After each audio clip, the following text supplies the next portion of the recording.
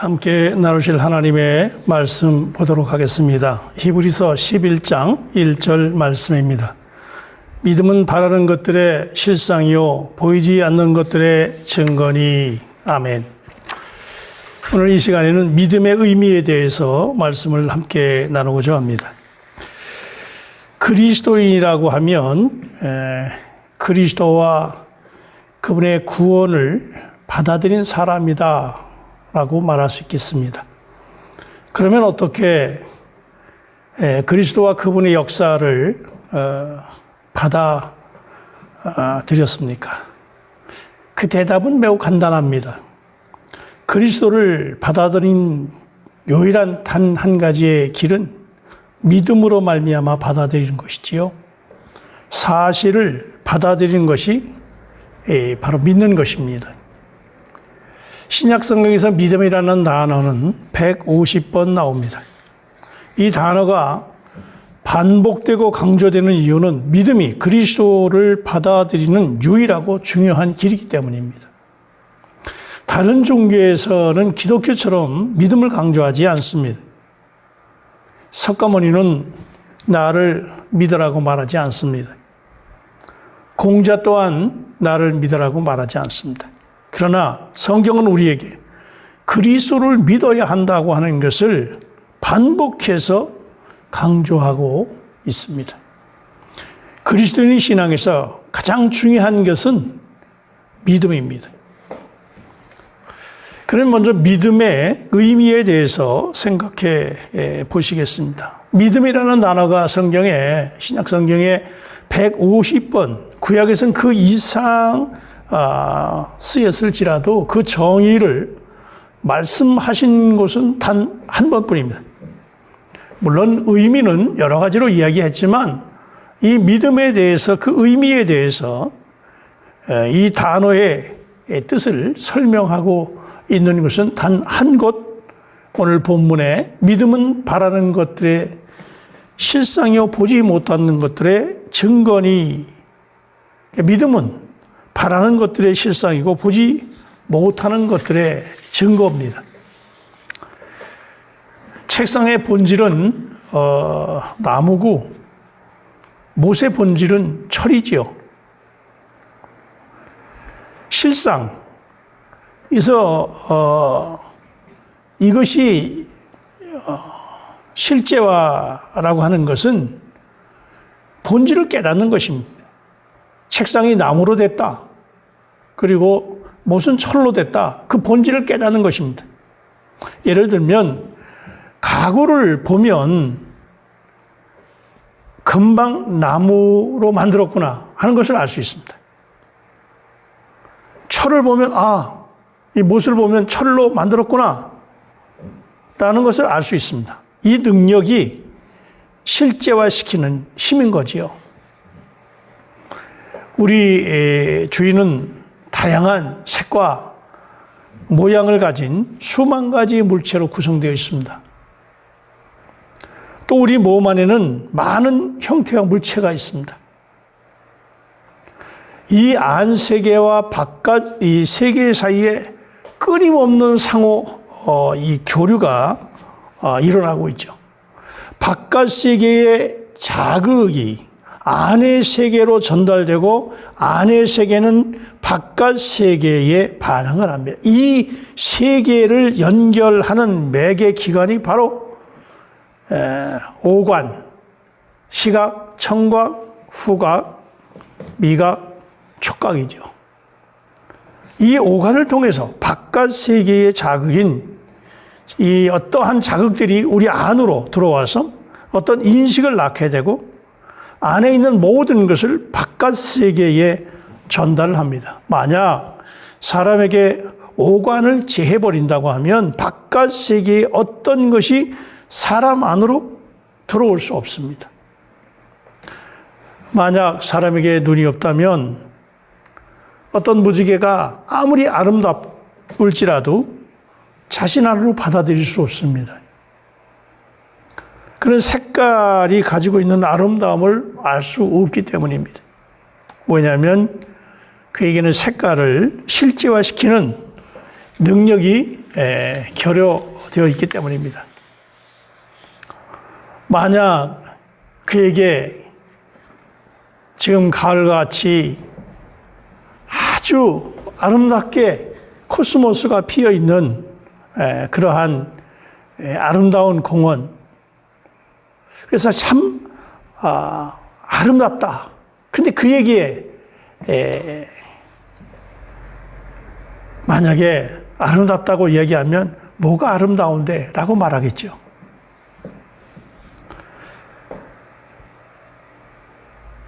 눈이 하얀데, 그러면 하얀색이라고 말하면 하얀색이 뭐냐? 검정색의 반대다. 그럼 검정색이 뭐냐? 그렇게 말할 수 있겠죠. 볼 수 있는 능력이 없는 사람에게 하얀 어떤 눈을, 어떠한 무지개를, 어떠한 아름다운 그 꽃을 설명할 길은 없습니다. 또한 이 땅에 많은 소리들을 들을 수 있는 능력을 우리에게 요구합니다. 아무리 새소리가 아름답더라도 청각기관이 없으면 아무 소용이 없습니다. 이처럼 우리의 오간의 기능은 모든 객관적인 것들을 우리 안으로 전달하면 우리의 주관적인 체험이 되게 합니다. 우리의 오간은 물질 세계의 모든 만물들을 실제화하는 일을 하지요. 지금 제 앞에 컵이 있습니다. 이 컵을 어떻게 알 수 있습니까? 이 보고 내 안으로 전달되었기 때문에 이 컵을 컵이구나 라고 알 수 있는 것입니다. 우리는 매일 수백만 개의 물체를 오간을 통해서 우리 안으로 실제화시키고, 이런 방법으로 우리는 바깥 세계와 접촉을 하면서 살고 있는 거지요. 그러면 우리가 믿는 하나님을 어떻게 볼 수 있겠습니까? 2000년 전 이스라엘 땅에서 예수님을 통해서 하나님을 볼 수 있었고, 만날 수 있었고, 만질 수 있었지만, 이제 십자가에 죽으시고 부활하시고 생명 주는 영이 되셨기 때문에 지금은 하나님을 볼 수도 없고 만날 수도 없고 또 만질 수도 없게 됐습니다. 냄새도 없는 하나님을 어떻게 느낄 수 있습니까? 볼 수 없는 하나님을 어떻게 예배할 수 있습니까? 보이지도 않는 그분을 어떻게 사랑할 수 있습니까? 그래서 하나님께서는 믿음을 통해서 우리의 바라는 것들을 실제화시키라고 말씀하고 계시는 것입니다. 눈은 보는 기관이고 귀는 듣는 기관이고 코는 냄새를 맡는 기관인 것처럼 믿음은 모든 영적인 것들을 우리 그 안으로 실제화시키는 기관입니다. 누군가가 하나님을 믿지 않는다고 해서 하나님이 안 계신 것이 아닙니다. 믿음이 없는 사람은 하나님을 느낄 수 없고 볼 수도 없고 대화할 수도 없습니다. 믿음이 없이는 모든 영적인 것들이 우리에게 실제로 존재하지 않습니다. 다시 말하면 우리의 오간을 통해서 하나님을 인식할 수 없다는 말입니다. 하나님은 영이시기 때문에 믿음을 통해서 우리의 영이 하나님의 영과 더불어서 하나님을 접촉하고 하나님을 만날 수 있는 것입니다. 철과 나무가 함께 이렇게 연합될 수, 통할 수 없습니다. 전기가 통할 수 없는 것처럼 우리의 오간을 통해서 영이신 하나님과 통할 수가 없습니다. 하나님은 영이시기 때문에 믿음을 통해서 우리의 영이 하나님을 만나고 통할 수 있습니다. 하나님은 우리를 그리스도 안으로 넣으셨고 우리를 그리스도와 함께 십자가에 못 박았습니다. 그리스도는 부활하셨고 지금은 성령 안에 계십니다. 그러나 만일 우리가 오랜 이 오간만을 사용한다면 하나님은 존재하지도 않고 그리스도 없고 죄사함이나 죄인의 구속도 허황된 말로 결론 짓겠지요. 새 생명 따위는 없고 모든 영적인 것은 다만 환상일 뿐일 것입니다. 왜냐하면 본질은 분명히 있지만 영적인 그 본질을 실제화하는 능력이 없기 때문입니다. 물질적인 우주는 우리가 보는 바대로 실제합니다. 또한 영적인 세계도 마찬가지로 존재합니다. 그래서 우리에게 영적인 세계를 보고 듣는 특별한 능력이 필요합니다. 이 모든 영적인 것을 실제화시키는 기능 또는 감각이 하나님께서 말씀하시는 믿음입니다. 이 감각이 바로 믿음이라고 하는 것입니다. 우리의 육체의 감각으로는 볼 수도 없고 만질 수도 없고, 그래서 추상적으로 보이는 이 영적인 것들을 실제화하려면 믿음 외에는 다른 길이 없습니다. 물질적인 우주는 우리로 하여금 눈으로 보는 바와 같이 실제합니다. 마찬가지로 영적인 세계도 실제합니다. 그러나 우리에게 영적인 세계를 보고 듣는 특별한 능력이 필요합니다. 이 기능 또는 감각이 바로 믿음입니다. 우리에게 믿음이 있다면 추상적으로 보이는 모든 영적인 것들이 우리에게 실제가 될 것입니다. 믿음은 우리의 오감과는 다른 추가된 기능입니다. 문제는 우리가 그것을 사용하느냐, 사용하지 않느냐입니다. 하나님께서 그리스도 안에서 모든 것을 예비하고 완전하게 하셨습니다.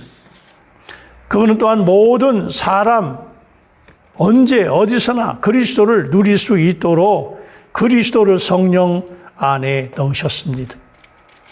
지금 성령은 사람들이 받아들이게 하기 위해서 기다리고 계시지요. 그러나 사람이 어떻게 그분을 받아들일 수 있습니까? 그것은 믿음으로 말미암습니다. 믿음은 받아들이는 것입니다. 믿을 때 사람은 그리스도의 모든 것을 자신 안에 받아들이게 되는 것입니다. 귀가 들음으로 소리를 받아들이고 눈을 봄으로 색깔을 받아들이는 것 같이 오가는 바깥 세계 끊임없는 접촉으로 모든 것을 안의 세계로 받아들입니다. 믿음도 곧 받아들이는 것입니다. 그리스도는 우리의 죄를 대신 지시고 십자가에서 죽으셨습니다.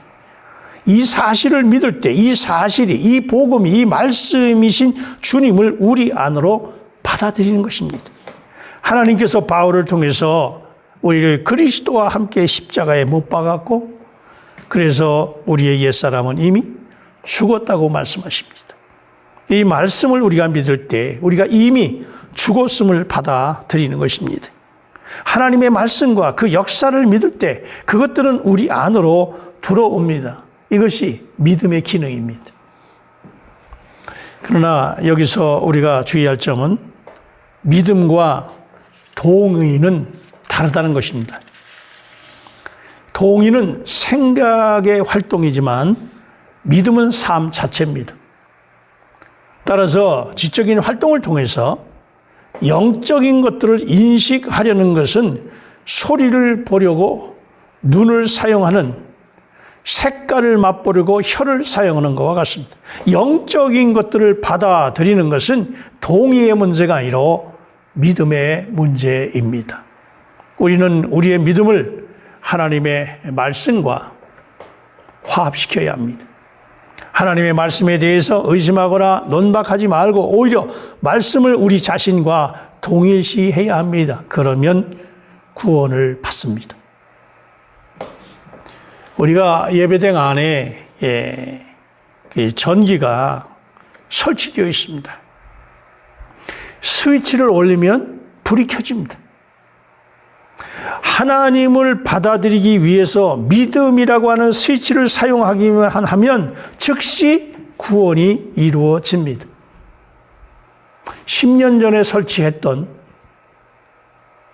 50년 전에 설치를 했던, 지금 방금 전기를 설치했던 믿음의 스위치를 올리면 불이 들어오는 것과 같이 우리는 구원을 얻고 하나님과 교류할 수 있다는 말입니다. 50년 전에 믿었던 예수, 10년 전에 믿었던 예수, 지금 믿음이라고 하는 이 기능을 사용하지 않으면 설치되어 있을 뿐입니다. 옛날에 불이 들어왔었다라고 간증할 수는 있겠습니다. 그러나 지금 불이 들어와 있느냐입니다. 우리는 여러 번 그리스도에 관해서 객관적인 사실에 대해서 이야기를 들었습니다. 그러나 우리가 언제나 그것들을 다만 머릿속에 담아둔다면 이것은 지적인 동의에 불과합니다. 동의는 우리에게 아무런 유익을 주지 못합니다. 우리는 이 객관적인 사실을 믿는다고 고백해야 합니다. 나는 나사렛 이 예수가 하나님의 아들이심을 믿습니다. 그분은 지금 성령 안에 계심을 믿습니다. 나는 또한 그분의 십자가에서 나의 죄를 지고 갔고 또 나의 옛사람을 십자가에 못 박았고 나에게 새 생명을 주셨음을 믿습니다. 라고 믿음으로 고백하는 것입니다. 믿음 안에서 그리스도를 만난 사람은 다릅니다. 그리스도를 만난 사람들만이 그리스도를 나타낼 수 있습니다. 평상시 나타냄, 즉 표현이 그 사람입니다.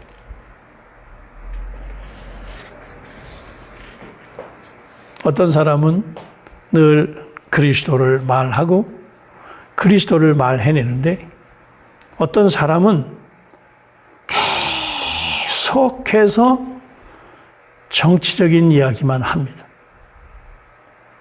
기독교 사이트든 어디든 계속 정치적인 이야기만 합니다. 그리스도를 먹은 사람, 그리스도와 하나 된 사람은 그리스도를 말할 수밖에 없습니다. 그가 표현하는 것이 그 사람인 것입니다. 분별하십시오. 믿음으로 깨어서 이 시대를 보시고 이 시대에 믿음 있는 자를 찾으시는 하나님을 만나야 합니다. 우리가 그리스도를 접촉할 때 모든 세상에 오염된 것, 더러움, 죄악은 우리에게서 떨어져 나가고 그분이 믿는 그 순간 그분의 부활의 생명이 우리 안으로 들어오는 것입니다. 믿음으로 이 모든 것이 우리에게 실제가 된다는 말입니다. 믿음으로 우리의 생활이 변합니다. 말이 변하고 우리의 모든 생활이 믿음으로 말미암아 변합니다. 그리스도를 믿음으로 받아들이면 우리는 그리스도를 사는 것입니다. 그래서 수많은 사람들이 진정한 사역자가 되고 전도자가 되고 순교자가 되게 하는 큰 능력이 믿음 안에 있습니다. 안에 있는 이 큰 능력은 억누를 수 없고 제한할 수 없습니다. 이 능력은 사람들로 하여금 기꺼이 주님을 위해서 고통을 당하게 하고 위험에 처하게 하고 결국에는 순교하게 한다는 말입니다. 그리스도를 위해서 말입니다. 그리스도를 위해서 순교하는 것입니다. 이 모든 능력이 믿음에서 나옵니다. 우리가 그리스도를 믿을 때 그분의 모든 것이 우리 안으로 전달됩니다. 믿음은 바라는 것들의 실상이고 보지 못하는 것들의 증거입니다. 믿음으로 하나님의 그 어떠함을 우리에게 베푸시는 영적인 실제들을, 이 말씀들을 실제화해서 이 증거의 삶, 표현의 삶을 통해서 날마다 그리스도인으로서의 승리의 삶을 사시는 저와 여러분이 되시기를 주의 이름으로 축원합니다. 사랑과 은혜가 충만하신 하나님, 믿음이 없는 세대에 믿음을 보겠느냐 말씀하신 주님, 오늘 우리에게 다시 한번 설치되어 있는 이 전선줄에 스위치를 누르는 믿음을 발동함으로 말미암아 다시 한번 빛을 환하게 비추는 저희들이 될 수 있도록 하나님이여 역사해 주옵소서. 우리가 안에 조성된 대로 바깥으로 표현할 수밖에 없사오니 사랑하는 성도들이 날마다 그리스도를 표현함으로 말미암아 이 온 세상을 그리스도가 표현되어지고 흐르는 은혜가 있도록 주님이여 역사해 주옵소서. 그리하여 이 어려운 코로나19 사태를 통해서 그야말로 답답한 이 상황 속에서 그리스도로 말미암아 새 소망과 생명이 넘치는 삶을 살아가는, 또한 삶을 표현해내는 우리 모든 성도들이 되게 하옵소서. 예수님의 이름으로 기도합나이다. 아멘.